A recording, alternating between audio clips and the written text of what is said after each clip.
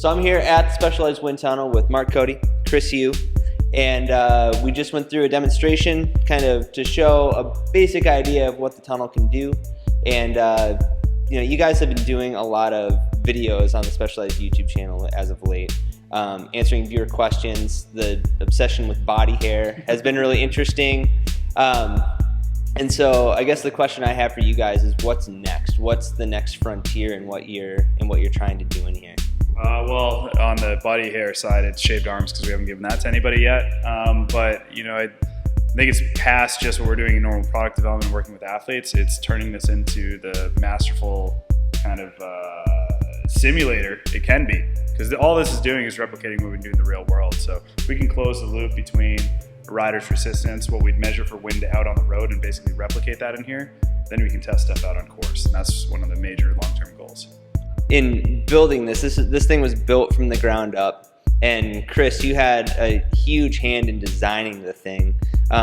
What did you want to do different from all the tunnels that you'd been in before? Yeah, so that was a really cool opportunity to be able to do it from the ground up, like you were saying, and kind of fix the things that we thought were a little bit lacking in the tunnels that we use. So the three main things about this one that we really wanted to tackle were speed. So we used to go to car and airplane tunnels. That's basically the only thing you usually build a wind tunnel for. And because of that, those tunnels all ran at like 200, 300 miles an hour, which is super, super fast for bikes, kind of incredibly fast. So one of the things that we targeted here was kind of a slower speed range. So ours goes from between 10-ish to 70. So right in the sweet spot of what you would expect for cycling. The second thing is size. It's because we don't have to drive so much wind speed through there. We don't have to worry about fan power or anything like that, so we could kind of balloon out the size of the tunnel. And now we're able to fit in little mini packs. We had cabs to lead out train in here, stuff that we just wouldn't be able to fit in other tunnels, because now we have the size we can do that. And then the third thing is just all the machinery that's necessary for making super accurate measurements in a tunnel. You basically get what you get if you rent a facility. Whereas if you build it from the ground up, you can put whatever the hell you want in there. And if it needs to be fixed or upgraded, we can do it. So just being able to put all the toys that we want in here is a huge plus.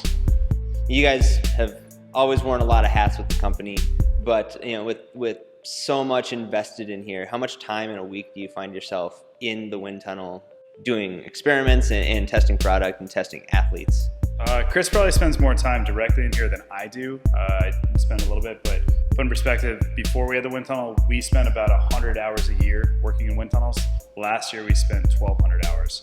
So if you average that out, it's I think more than 40 hours a week. So somewhere between the two of us, we're in here more than 5 days a week.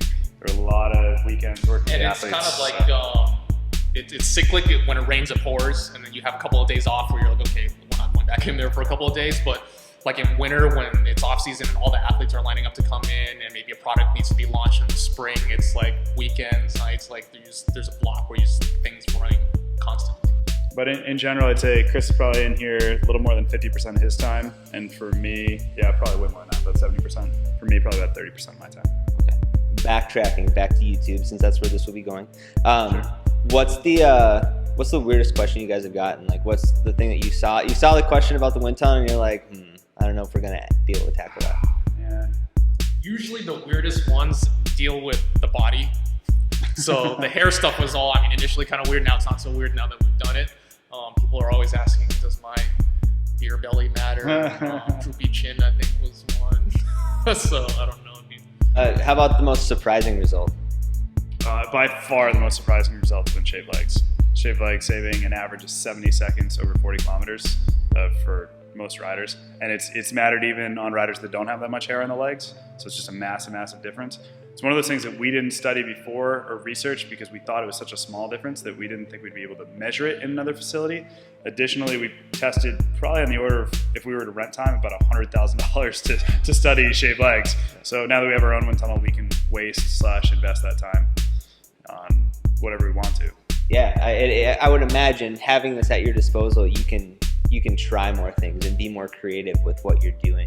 I think a big piece of that is, like, let's say shaved legs, small thing that we wouldn't have noticed.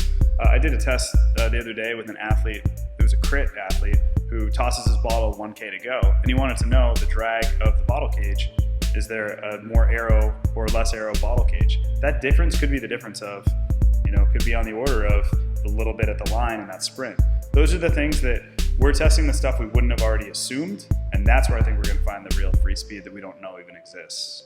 And honestly, when we used to pay per hour to use a tunnel, we definitely, I mean, sorry to say, but we definitely did tell some engineers, no, that's a dumb idea. Maybe not like that, but he did. I didn't. I always respect. But them. we're just like, no, we just don't have the time to do it, right? Like we can't do it. Whereas now it's like there's really no good reason for us to say no to something when we have the time to do it. So sometimes one of those dumb ideas is actually an awesome idea. So you heard it from these guys. Keep your dumb ideas coming, guys.